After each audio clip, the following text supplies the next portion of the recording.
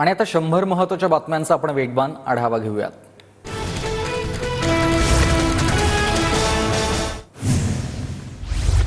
राज ठाकरेंसोबतची माझी भेट राजकीय नव्हती, आमच्यामधील चर्चेचा राजकीय संबंध नाही।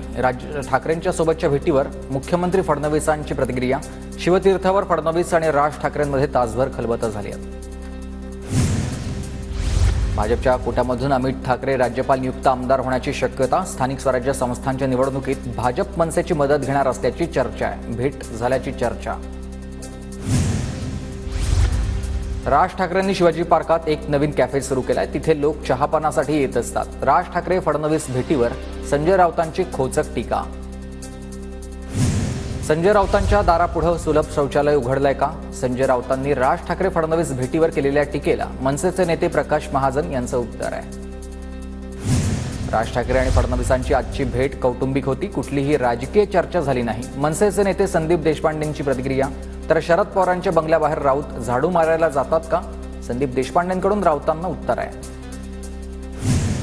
मुख्यमंत्री फडणवीस आणि राज ठाकरेंमधील आजची भेट राजकीय नव्हती, मैत्रीपूर्ण होती। भाजपचे नेते सुधीर मुनगंटीवार यांची प्रतिक्रिया। राज ठाकरेंना मी राजकारणात कधी सिरियसली घेतलेलं नाही। निवडणुकांच्या आधी त्यांच्या भूमिका भाजप विरोधात, तर ऐन निवडणुकीच्या काळामध्ये ते प्रो भाजप होतात। फडणवीस आणि राज ठाकरेंच्या भेटीवरून अंधारेंचा हल्लाबोल। आपत्ती व्यवस्थापन समितीमध्ये कुठलाही बदल नाही। आपत्ती व्यवस्थापन समिती शिंदेंना वेगळ्याच्या प्रश्नावर मुख्यमंत्री फडणवीसांची प्रतिक्रिया। उपमुख्यमंत्री एकनाथ शिंदे सध्या आपत्ती ओढवली आहे त्यांच्यावर आणि आपत्ती व्यवस्थापन समितीत शिंदेंना स्थान नसल्यानं सुषमा अंधारे यांची खोचक टीका आहे। आपत्ती व्यवस्थापनात अजित पवारांना जास्त ज्ञान असेल, आपत्ती व्यवस्थापन समितीत अजित पवारांना स्थान दिल्यानं संजय राऊतांची खोचक टीका आहे। कुणाच्याही हातून चांगलं काम हो, त्याला आमचा पाठिंबा असेल। आपत्ती व्यवस्थापन समितीच्या सदस्यांबाबत मंत्री संजय शिरसाट यांची प्रतिक्रिया।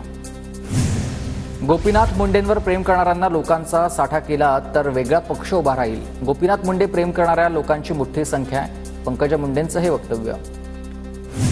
पंकजा मुंडेंनी पक्ष काढावा, आमच्या त्यांना शुभेच्छा। भाजप आणि सेना युती टिकवण्यामध्ये गोपीनाथ मुंडेंचं देखील मोठं योगदान होतं, राऊतांचं वक्तव्य। पंकजा मुंडे पक्षाबाबत विचार करत असतील तर हरकत नाही, तर पंकजा मुंडेंनी सांगितलं म्हणजे त्या लगेच पक्ष काढणार नाहीत, भुजबळांचं वक्तव्य। बटेंगे तो कटेंगे हा संदेश मोदींनी इंडिया आघाडीलाही दिलाय, राऊतांची प्रतिक्रिया। तर फक्त जागा वाटपामध्ये मोठा वाटा घेणं बिग ब्रदरचं काम नाही, संजय राऊतांचा काँग्रेसला टोला। इंडिया आणि मविया फक्त निवडणुकींपुरतीच आहे का? संजय राऊतांचा उद्विग्न सवाल। राज्य भाजपच्या हाती तर भविष्यामध्ये लोकसभा कधी लढणार? राऊतांचा सवाल। महाराष्ट्र आणि दिल्लीनंतर संघाचं मिशन पश्चिम बंगाल। 16 फेब्रुवारीपर्यंत सरसंघचालक भागवत यांच्यासह संघाचे बडे नेते बंगालच्या दौऱ्यावर। संजीवराजे नाईक निंबाळकरांच्या घराची चौकशी 5व्या दिवशी संपली। आयकर विभागाकडून पुणे आणि फलटण निवासस्थानी चौकशी। आयकर विभागानं गोविंद मिल्क डेअरी आणि घरामधील काहीही जप्त केलं नाही, संजीवराजे नाईक निंबाळकरांची माहिती।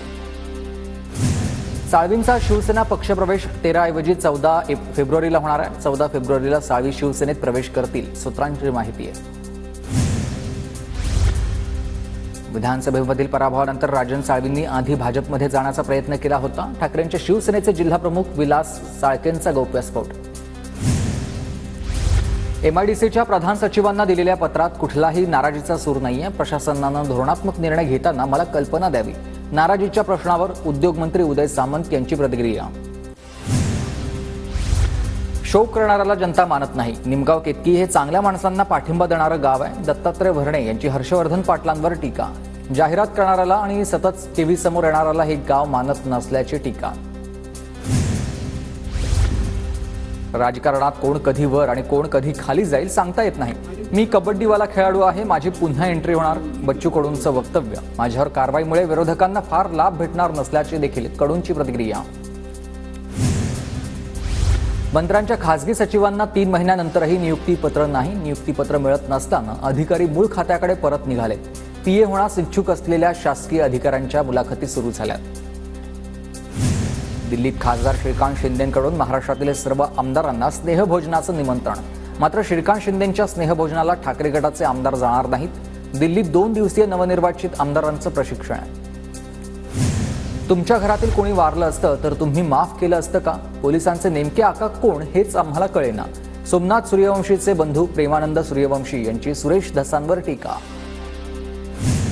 स्थानिक स्वराज्य संस्था निवडणुकीच्या पार्श्वभूमीवर परभणीत राष्ट्रवादीची तयारी सुरू झाली आहे. युवक प्रदेश अध्यक्ष सूरज चव्हाणांच्या उपस्थितीत कार्यकर्ता मेळाव्याचं आयोजन. 4 महिन्यांपासून मुंबई राष्ट्रवादी काँग्रेस अध्यक्षपद रिक्त आहे. समीर भुजबळांनंतर मुंबई अध्यक्षपद कुणाची निवड नाही झाली. मुंबई कार्याध्यक्ष सिद्धार्थ कांबळे आणि शिवाजीराव नलावडे यांचं नाव चर्चेत आहे. खून झाला असताना माफ करा असं सांगणं योग्य नाही. सुरेश धसांचा कालच्या मोर्चातील व्हिडिओ जितेंद्र आव्हाडांकडून ट्विट. धसांच्या मध्यस्थीनंतर सूर्यवंशी कुटुंबियांचा लाँग मार्च स्थगित करण्यात आला. सुरेश धसांच्या भूमिकेवर जितेंद्र आव्हाडांकडून सवाल.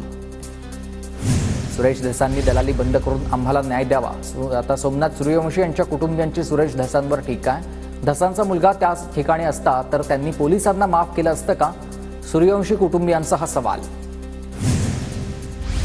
शिवरायांनंतर आता बाबासाहेब आंबेडकरांबद्दल सोलापूरकर बरळलाय. अभ्यासानं ते मोठे झाले, त्यानुसार आंबेडकर हे वेदांनुसार ब्राह्मण, अशा वक्तव्याचा सोलापूरकरचा अजून एक व्हिडिओ सोशल मीडियात व्हायरल. तर वादग्रस्त वक्तव्यानंतर सोलापूरकरकडून माफी मागण्यात आली आहे. वादग्रस्त वक्तव्यानंतर राहुल सोलापूरकरची माफी. मी पुन्हा एकदा जाहीर माफी मागतो. सोलापूरकडून माफी मागली.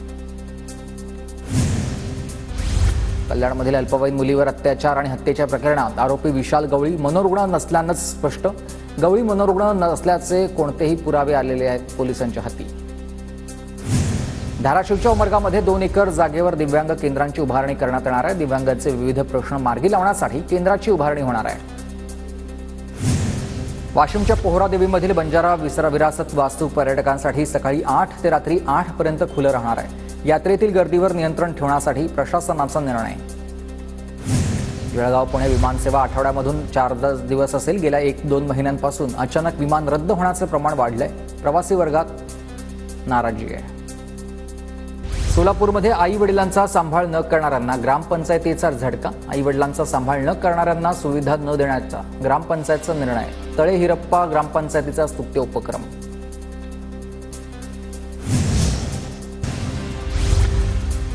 महिलांबद्दल आक्षेपार्ह विधान केल्याप्रकरणी इंडियाज गॉट टॅलेंटमधील युट्यूबर्स विरोधात तक्रार दाखल झाली आहे. समय रैना, रणवीर अल्हाबादिया आणि इतरांविरोधात तक्रार.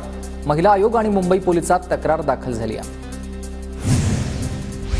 वाईमधील पांडवगडावर फिरण्यासाठी गेलेल्या 6 गिर्यारोहकांवर मधमाशांनी हल्ला केलाय. मधमाशांच्या या हल्ल्यात 2 गिर्यारोहक गंभीर जखमी असेल. जखमींवर सध्या उपचार सुरू झालेत. पुण्यात तापमानामध्ये वाढ झाली आहे. तापमानाचा पारा 36 अंशांवर. महाराष्ट्र राज्याचं तापमान सर्वाधिक आहे आणि महाराष्ट्राचे तापमान 35 ते 37 अंशावर पोहोचलंय.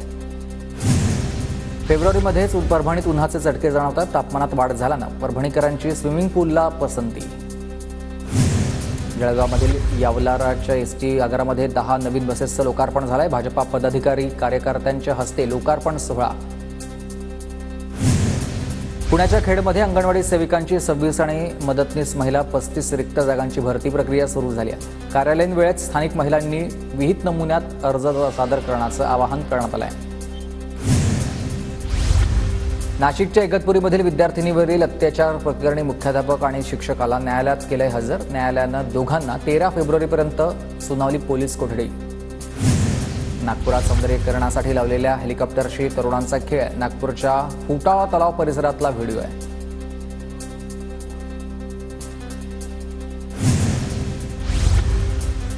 नागपूरच्या देवलपार परिसरातील पोल्ट्री फार्ममध्ये सुरू असलेल्या जुगार अड्ड्यावर पोलिसांचा छापा. मध्य प्रदेशातून आलेले 27 जण ताब्यात. 59,16,000 रुपयांचा मुद्देमाल जप्त. कोल्हापूर शहराच्या हद्दवाढीवरून शहरी आणि ग्रामीण भागात रंगलंय पोस्टर वॉर. हद्दवाढीच्या समर्थनार्थ शहरात पोस्टर झळकल्यानंतर आता ग्रामीण भागात हद्दवाढ विरोधातील पोस्टर.